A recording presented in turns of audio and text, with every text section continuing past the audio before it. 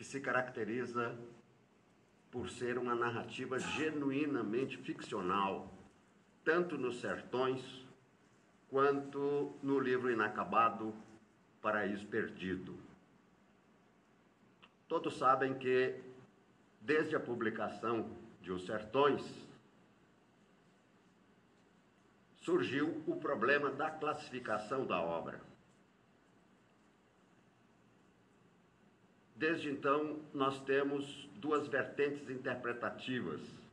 Uma que diz que é uma obra literária, outros dizem que é uma obra científica.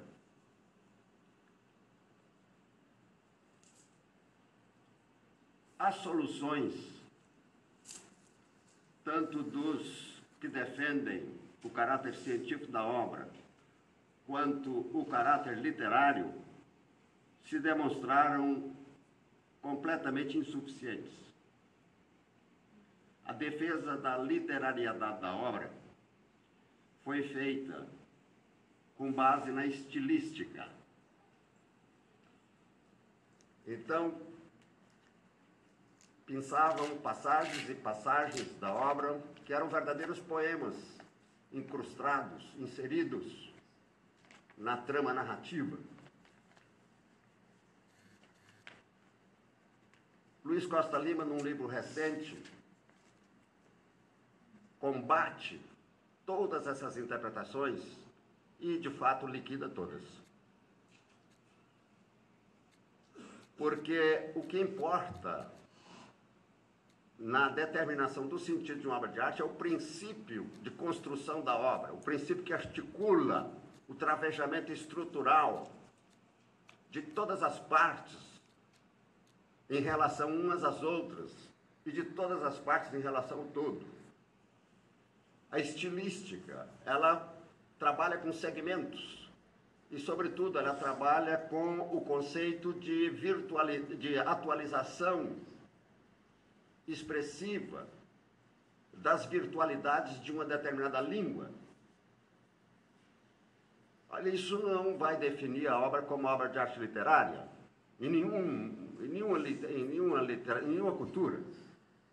Por exemplo, a cultura alemã, ela tem uma primazia da estilística na composição de qualquer obra de arte, de mineralogia, de geografia, de história. No Brasil mesmo, se a gente pegar uma obra do Gilberto Freire, se pegar uma obra do Sérgio Buarque de Holanda, do ponto de vista estilístico, são obras impecáveis. Então seriam também de se conceber como obras literárias, e não são. De modo que essa solução estilística não satisfaz, porque ela não mostra o travejamento estrutural da obra como literária, e eu pretendo aqui evidenciar esse caráter através do conceito de narrativa ficcional.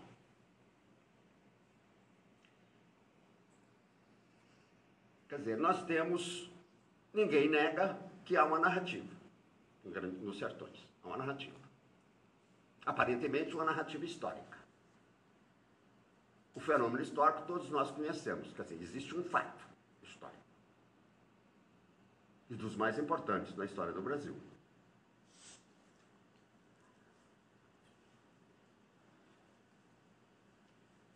Mediação, nós sabemos, a narração, todos nós sabemos, é mediação. Quer dizer, pressupõe um mediador, tradicionalmente denominado narrador. Qualquer narrativa,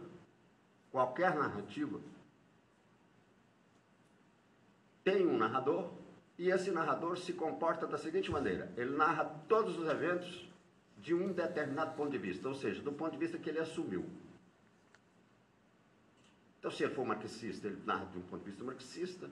Se ele for culturalista, ele narra do ponto de vista culturalista, e assim por diante.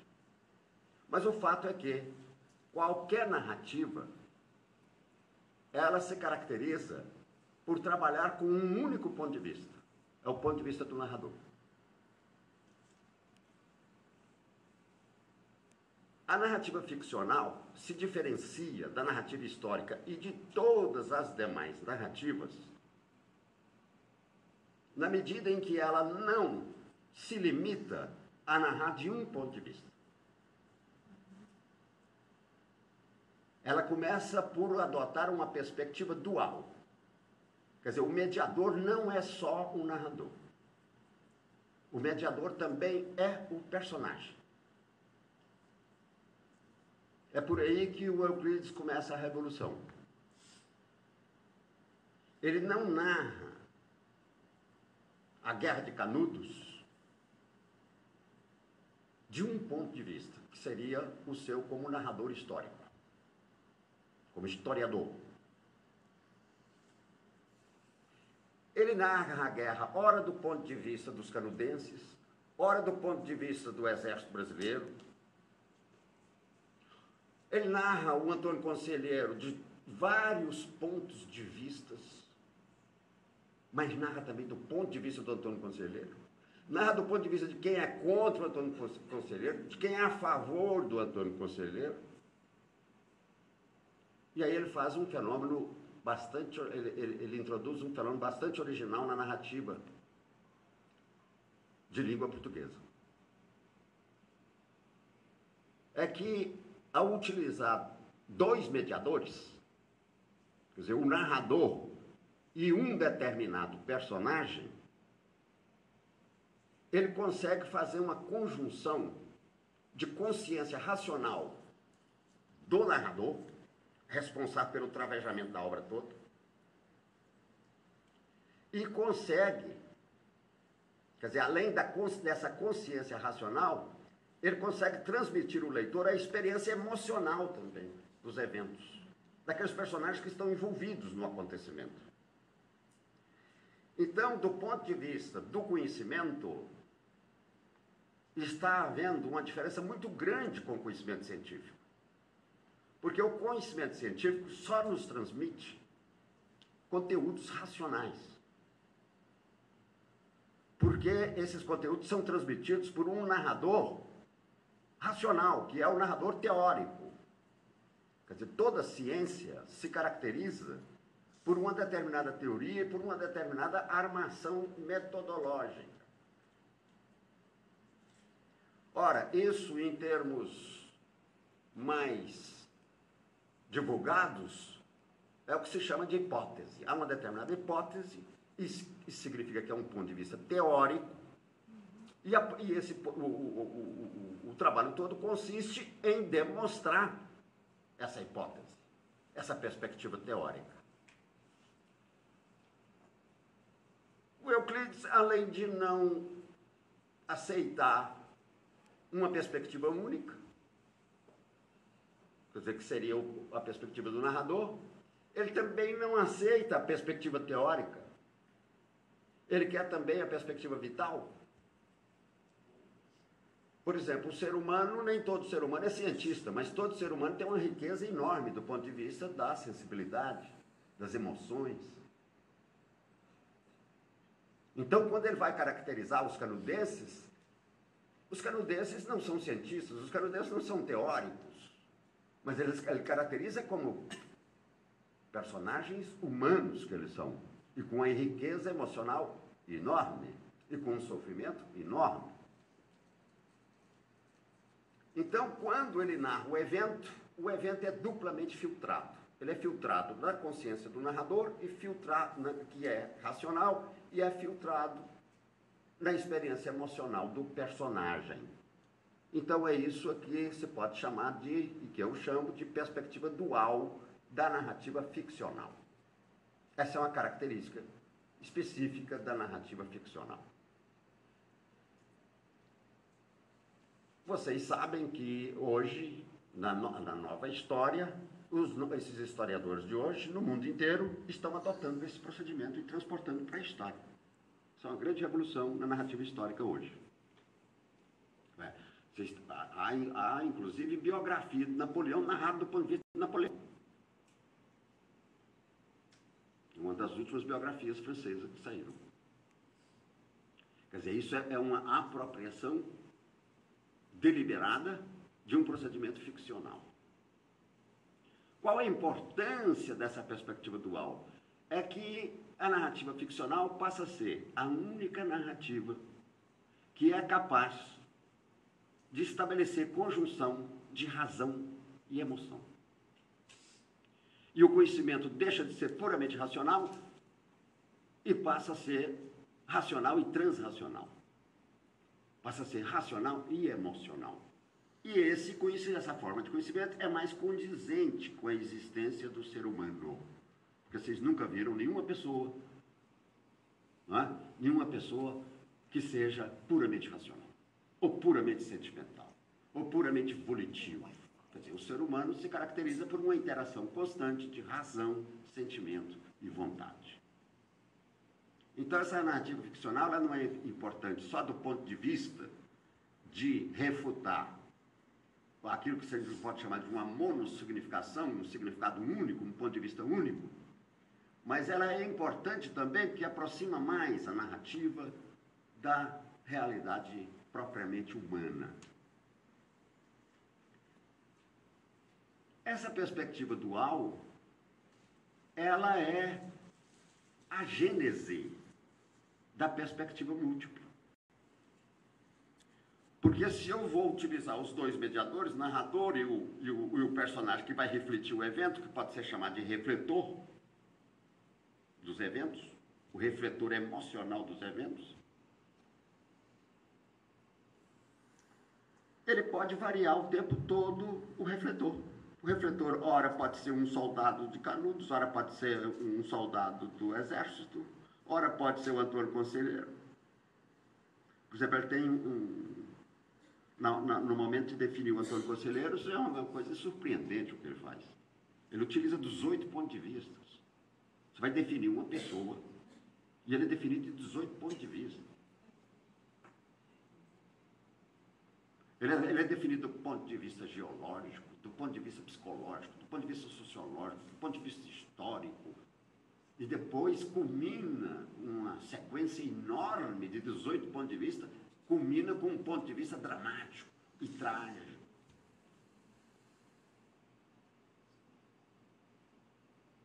Então, o que ele está introduzindo na narrativa brasileira? Ele está introduzindo o multiperspectivismo narrativo, que é algo que só vai ser explorado para valer na literatura brasileira do século XX.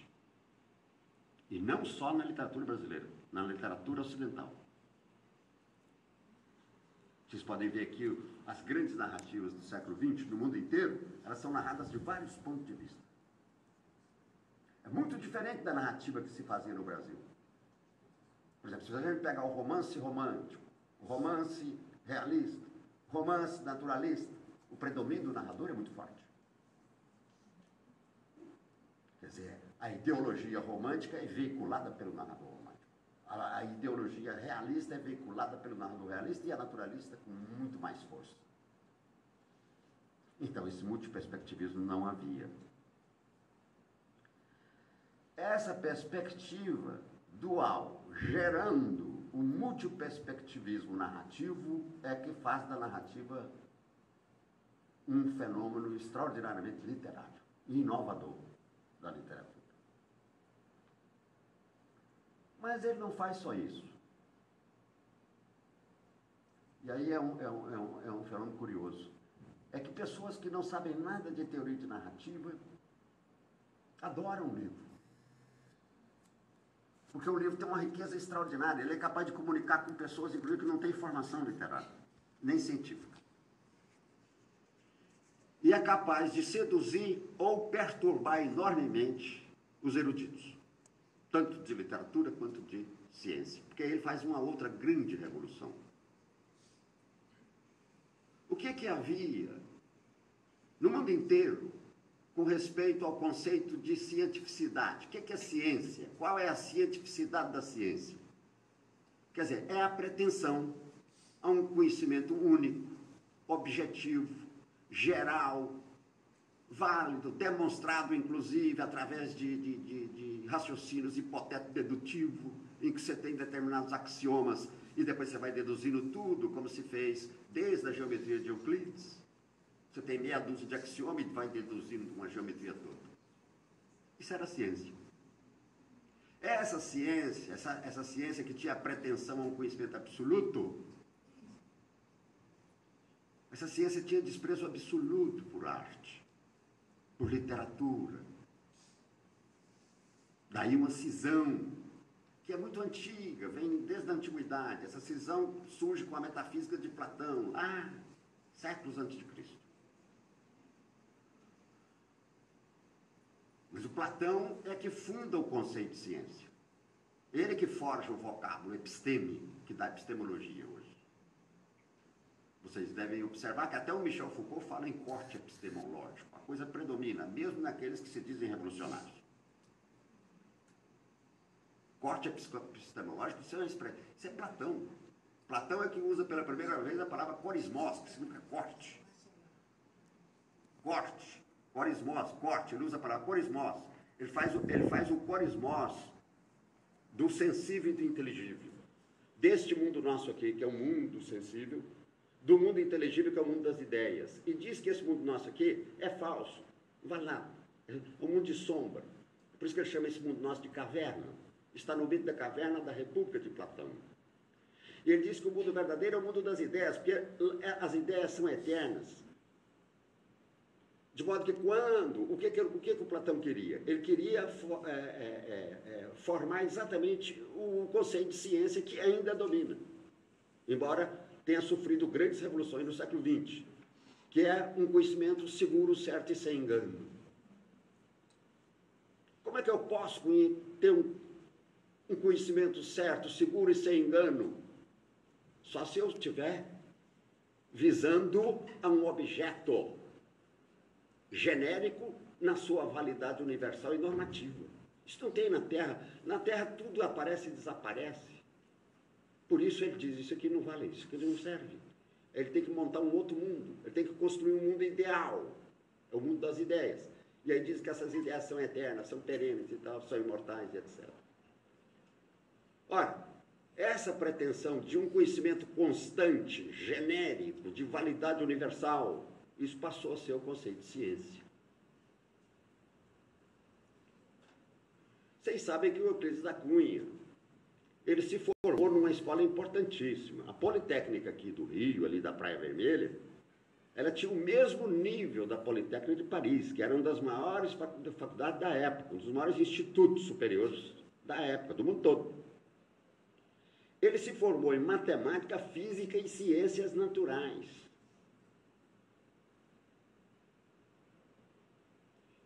Quer dizer, o Euclides da Cunha é precursor disso hoje que se tenta fazer no mundo, que é o estudo interdisciplinar, transdisciplinar. Ele fez isso, sozinho aqui no Rio de Janeiro. Quer dizer, ele conhecia profundamente história, geografia. Então, qual é a outra revolução dele? Ele vai revolucionar o conceito de ciência e de literatura. De literatura, eu já mostrei alguns aspectos. Há muitos mais. Mas de ciência, o que ele fez? Se vocês pegarem a obra completa dele, vocês vão verificar que ele cita com uma referência total 2 autores, praticamente desconhecidos na América Latina toda. E vou dizer mais, praticamente desconhecido no mundo todo, porque esses 2 autores tiveram uma aceitação total no século XX. No que nós chamamos de ciências humanas, ele cita Alexander von Humboldt,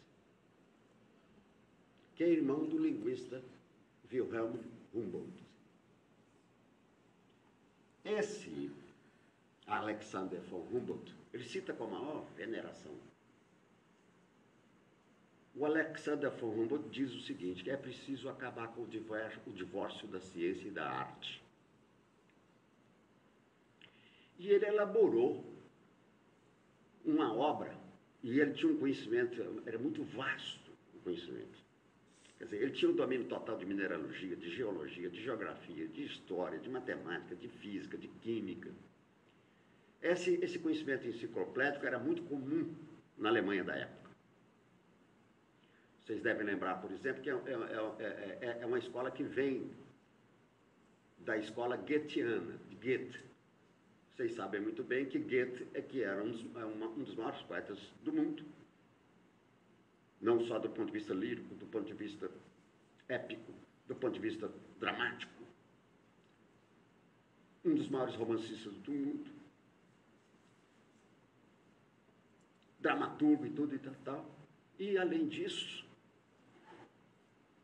era um homem que tinha livros que refutavam todas as teorias científicas, por exemplo, da cor. Ele tem um livro que chama Teoria da Cor, em que ele teve a ousadia de polemizar com Newton. Ele negou a teoria de Newton. Ora, era a única teoria que o pessoal aceitava. Ele negou. É claro que foi respondido com certo desdém, dizendo, você não é físico, o Newton é um dos maiores físicos do mundo, isso aí não se nega realmente. Hoje em dia, se vocês consultarem qualquer físico importante no mundo, eles dizem a razão está com Goethe. A teoria das cores é ali e tal. Ele escreve uma morfologia das plantas, que é uma obra-prima. Ele escreve a morfologia dos minerais. Muito bem. O Euclides da Cunha diz, o que eu preciso fazer é o consórcio de ciência e arte. Aí ele vai ver, e na ciência, como é que eu faço? Ele descobriu um nome. É o que ele cita com maior reverência, chama Henri Poincaré. Só para vocês terem uma ideia do conhecimento desse homem, era uma coisa impressionante. Todos os matemáticos, inclusive, e físicos, eles concordam com isso até hoje. O Poincaré foi o único matemático que conhecia a matemática toda e alguma coisa que ninguém mais conhecia, só ele. E esse algo mais é responsável pelas revoluções do século XX. Por exemplo, as geometrias não euclidianas, a física não newtoniana, a química que não é mais Lavoisier, quer dizer, aquilo que o Gaston Bachelard chama da filosofia do não.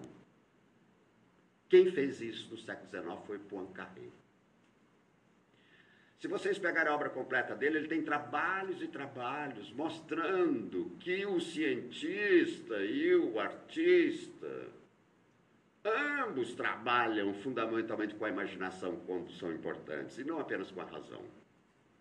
De modo que, ao conciliar imaginação e razão, ele está pensando numa nova ciência, e essa nova ciência que ele está pensando, e que havia pensado quase solitariamente o Humboldt, é a ciência que está dominando hoje. Por exemplo, se você pegar, por exemplo, a física quântica, a grande revolução da física do século XX. A física quântica, inclusive, é completamente contra a lógica. A física quântica admite que os contrários são complementares. Inclusive, um dos fundadores da física quântica diz com todas as letras que onda e corpúsculo são complementares. Quer dizer, quando você pega onda e pega corpúsculo, corpúsculo é como se você dissesse o ser, e corpúsculo é o não ser. Onda é não ser.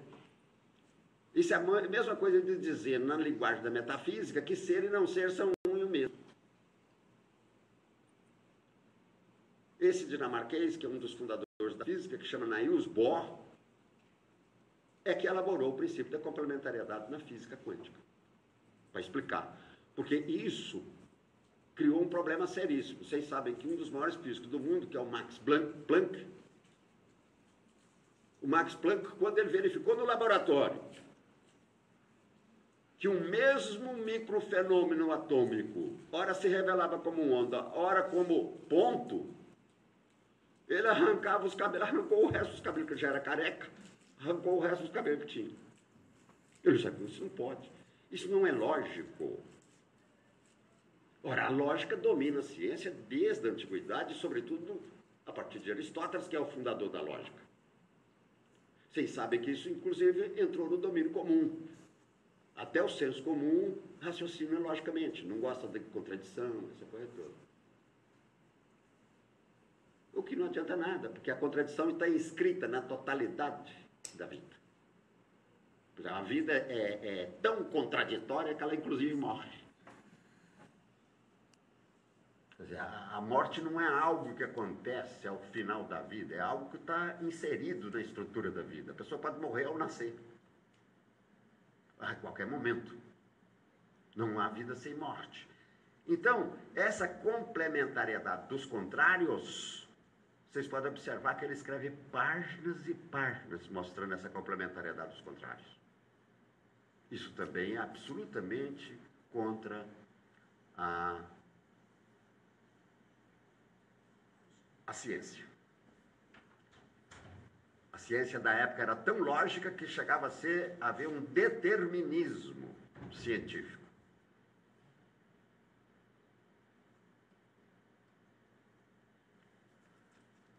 Então, eu não aceito o livro do Luiz Costa Lima pelo seguinte: ele está certo quando ele liquida a interpretação estilística da literariedade da obra, mas ele não enfrenta o problema da ficcionalidade da obra, da natureza da narrativa ficcional.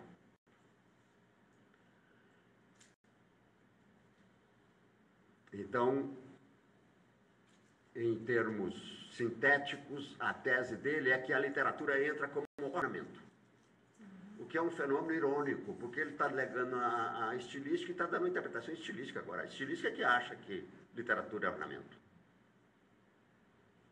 Quer dizer, literatura é forma de conhecimento. E é uma forma de conhecimento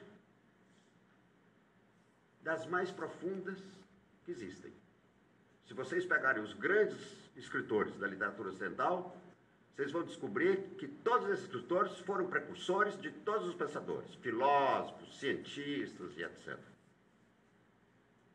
No Brasil mesmo, o Euclides da Cunha é um precursor de um Gilberto Freire. Gilberto Freire trabalha com perspectivismo.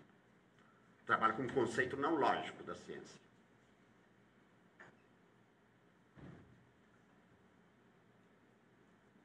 Então, vocês têm uma série de revoluções. Primeiro, uma revolução da narrativa. Ela é uma revolução da narrativa, não só do ponto de vista da narrativa geral, porque ela é uma narrativa ficcional, mas também na dimensão literária é revolucionário, porque grande parte da história da literatura ocidental não é ficcional no sentido genuíno do termo. Por exemplo, uma narrativa literária que privilegia o ponto de vista do narrador, ela não é genuinamente ficcional. E é por isso que facilmente se interpreta essa obra do ponto de vista histórico, do ponto de vista sociológico e tal, que é o ponto de vista, inclusive, dominante até hoje, inclusive na historiografia brasileira. Vocês têm teses de doutorados de pessoas ilustres, não vou citar nomes, são vários. Pessoas que escrevem um livro de 600 páginas sobre o Grande Sertão Veredas do Guimarães Rosa, dizendo que a obra do Grande Sertão Veredas representa a história brasileira da Velha República. Um negócio maluco. Mas essa coisa existe, porque essas maluquices, elas não decorrem da ignorância. Elas decorrem de uma ideologia. Quer dizer, pessoas de inteligências extraordinárias, de formação extraordinárias, elas têm uma determinada ideologia e essa ideologia molda a forma de pensar. Não se pode atribuir o erro à ignorância. A ignorância não faz escola. Quem faz a escola do erro são os grandes pensadores. Por exemplo, até hoje se interpreta a tragédia grega a partir da parte de Aristóteles. Aristóteles nunca soube nada de tragédia grega, nada. Ele nunca soube o que é drama, ele nunca soube o que é tragédia, ele nunca soube o que é personagem trágico, ele nunca soube o que é evento trágico. E ele quer saber? Ele não quer saber. Ele inventou a lógica, ele considera a lógica a forma suprema do conhecimento, ele tem a pretensão de dizer que todos os pensadores anteriores são precursores dele, ou seja, são discípulos dele, e que agora precisa de aprender com ele. A mesma coisa fez Hegel também, que diz que todos os antecessores são precursores, e ele é um grande pensador e é o pensador dos pensadores e que domina o mundo até hoje. Pensamento hegeliano. Então, esses são pensadores extraordinários, que são responsáveis pelos erros. Porque a autoridade é muito grande e é muito difícil você contestar esses pensadores. Ninguém contesta Hegel do dia para a noite, nem Aristóteles. Então, o que eu considero uma coisa extraordinária, o Euclides da Cunha, é que ele vivia no meio positivista, ele próprio teve uma formação positivista, e aqui eu quero dar um exemplo bastante concreto para vocês. Ele era uma das pessoas mais ilustres, um dos intelectuais mais ilustres, e por isso foi escolhido pela sociedade civil e pela sociedade militar para ir a Canudos relatar aqueles eventos. Ele foi enviado pelo Estado de São Paulo. Quer dizer, ele foi enviado pela oligarquia brasileira, pela oligarquia civil, através do jornal Estado de São Paulo, e pela oligarquia militar, porque ele foi recebido no teatro de operações como oficial do exército que ele era, e com direito à ordenança. De modo que a sociedade civil e a sociedade militar depositaram toda a confiança nesse jovem tão genial. Quer dizer, eles estavam esperando que ele fosse justificar aquela guerra. Por quê? Toda a intelectualidade brasileira dizia que aquela comunidade deveria ser exterminada, porque aquela comunidade atentava contra a república recém-instalada. E, além disso, eram fanáticos. Isso tomou conta da intelectualidade brasileira.